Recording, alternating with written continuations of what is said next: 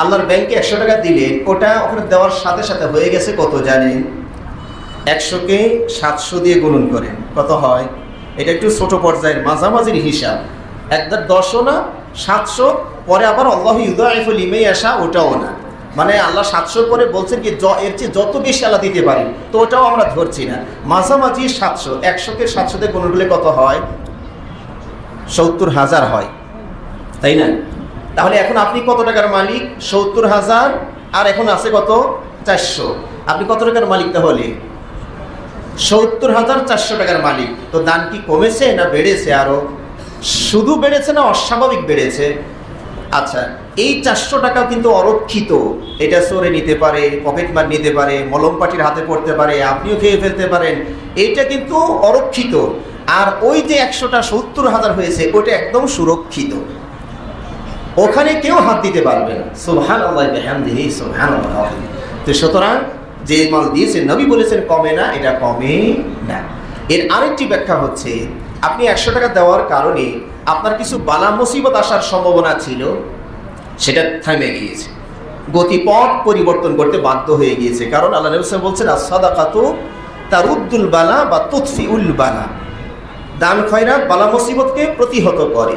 আপনি 500 টাকার মালিক, যে বিপদটা আসতেছিল তাতে আপনার 450 টাকার ওষুধই লাগতো, তাহলে 450 টাকার ওষুধ কিনলে থাকতো কত আপনার কাছে? 50 টাকা। তো ওই বিপদটা আসার আগেই 100 টাকা আপনি আল্লাহর রাস্তায় দিয়ে দিয়েছেন, তা আপনার থাকলো কত?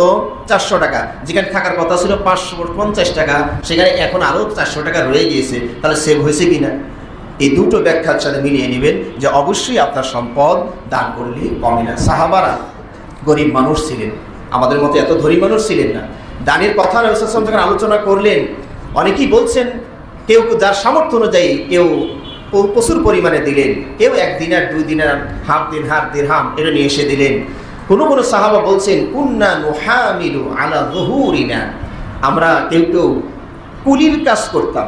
কুলির কাজ অর্থাৎ নিজের সংসার চালানোর জন্য মানুষের কাজ করে দেওয়ার প্রয়োজন হতো না, কুলির কাজ করার দরকার হতো না, কিন্তু একটু দান করবো এই টাকাটা থাকে না। এই নবী সাল্লাল্লাহু আলাইহি ওয়াসাল্লাম যখন দানের কথা বললেন, আল্লাহ যখন দানের কথা বলেন, তখন সাহাবারা কেমন আমলের দিকে অগ্রগামী ছিলেন যে তারা অতিরিক্ত পরিশ্রম করে হলেও দান করার চেষ্টা করতেন, কুলির কাজ করে, কায়িক পরিশ্রম করে দানের চেষ্টা করেছেন। সুবহানাল্লাহি বিহামদিহি সুবহানাল্লাহ। এই আয়াতটি যখন নাজিল হলো, লান তানালুল বিররা হাত্তা তুনফিকু মিম্মা তুহিব্বুন, তোমরা ততক্ষণ পর্যন্ত পুণ্য অর্জন করতে পারবে না যতক্ষণ না তোমাদের প্রিয় জিনিস হতে কিছু দান করো, প্রিয় জিনিস হতে কিছু দাও। আবু তালহা রাদিয়াল্লাহু আনহু ছুটে চলে আসলেন, ইয়া রাসূলুল্লাহ, আল্লাহ এত সুন্দর একটা কথা বললেন, তা আমার যত সম্পদ আছে তার মাঝে বাইরুহা একটা বাগান, খেজুরের বিশাল বড় বাগান, মসজিদ সংলগ্ন, সেখানে মিষ্টি পানির ব্যবস্থা ছিল। নবী সাল্লাল্লাহু আলাইহি ওয়াসাল্লাম সেখানে যেতেন, বাগানের মিষ্টি আবু তালহার দেওয়া মেহমানদারি গ্রহণ করতেন। তো বলছেন, ইয়া রাসূলুল্লাহ, আমার যত সম্পদ আছে তার মধ্য হতে এই বাইরুহা, এই বাগানটি আমার কাছে সবচেয়ে প্রিয়। আর আল্লাহ বলেছেন সবচেয়ে প্রিয় দান না করলে তোমরা পুণ্য অর্জন করতে পারবে না, এটা আমি আল্লাহর রাস্তায় দিয়ে দিলাম, আপনি কোথায় খরচ করবেন সেটা আপনার ব্যাপার, আমি আপনার হাতে দিয়ে দিলাম। সুবহানাল্লাহ। আল্লাহ নবী সাল্লাল্লাহু আলাইহি ওয়াসাল্লাম কি বললেন? বাখিন বাখিন। আমরা বলি না বাহ বাহ, মাশাআল্লাহ মাশাআল্লাহ, সুন্দর একটি দান, তবে আমি মনে করছি তোমার আত্মীয় স্বজনের মাঝেই অনেক দরিদ্র মানুষ আছে, তুমি তাদের মাঝেই বন্টন করে দাও। আবু তালহা রাদিয়াল্লাহু আনহু তাই করলেন, নিজের আত্মীয় স্বজনের মধ্যে যারা গরিব ছিলেন তাদের মাঝে এটা বন্টন করে দিয়েছেন। এছাড়াও অসংখ্য হাদিস আছে, আমার আর 1 মিনিটের মধ্যে আমি বক্তব্য শেষ করছি। আল্লাহ নবী আল্লাহ নিজেই বলেছেন, আনফিক ইয়া ইবনা আদম উনফিক আলাইক, এটা হাদিসে কুদসি বলে, তুমি দাও আমি দিব। এখন আপনারটা আপনার হাতে 100 টাকা আছে, আপনি আর দেন না, খরচ করেন না, তো আল্লাহটা তো আসবে না, এটা সরলে আপনার আল্লাহটা আসবে। যেমন আমরা হাউসে পানি উঠাই, এখন আমরা যদি পিপল হই যে বারবার কারেন্ট খরচ হবে, পানি উঠাবো, থাকবে, ব্যবহার করবো না, আটকে রেখে দিই ট্যাপ, তাহলে ওই পচা পানি ছাড়া তার কিছু পাবেন না। ওটা ছেড়ে দেন, ছেড়ে দিলে এটা চলে যাবে, আবার আল্লাহর পানি ভরে ভরাট হয়ে যাবে, নতুন পানি পাবে। সুতরাং এটা আল্লাহর ওয়াদা, আল্লাহ আপনাকে দিবেন।